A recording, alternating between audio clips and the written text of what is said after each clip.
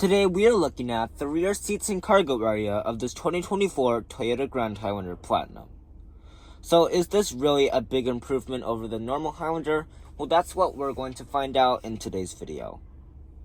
Now, taking a look at the second row, I have to tell you that it was very well thought out. Taking a look at the seats, we have the same perforated leather, and these will be full, sliding, and reclining. We even have a little gray stripe right there. Now, taking a look at the door panel, we have the same soft touch plastic, leather, and we even have a sunscreen shade. And guys, take a look at how much storage space we have down here.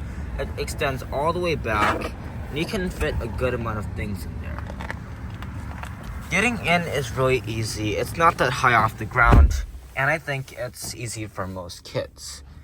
Now, taking a look at the legroom, this seat is slid almost all the way back, and I have about 3 inches of legroom.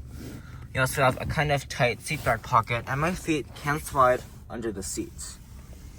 Now, down here, I have a USB-C port, another one, and we also have a 120-volt socket.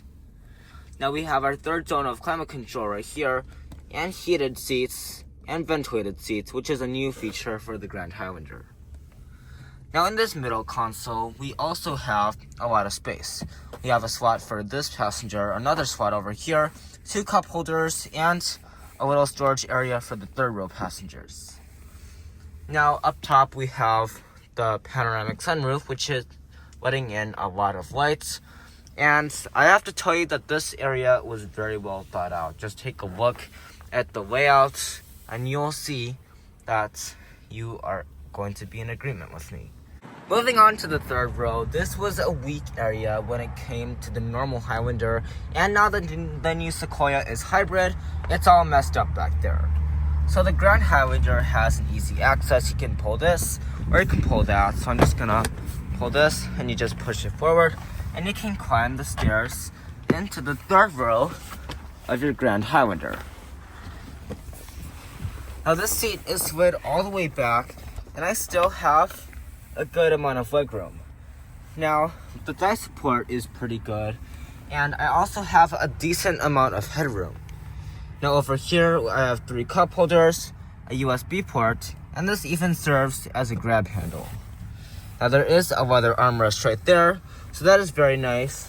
And these seats can recline just by pulling this, then that will recline the seats.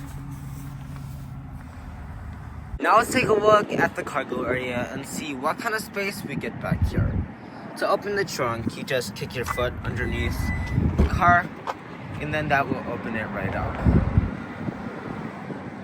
Now back here, just take a look at all of that space. You have 20.6 cubic feet with the third row up.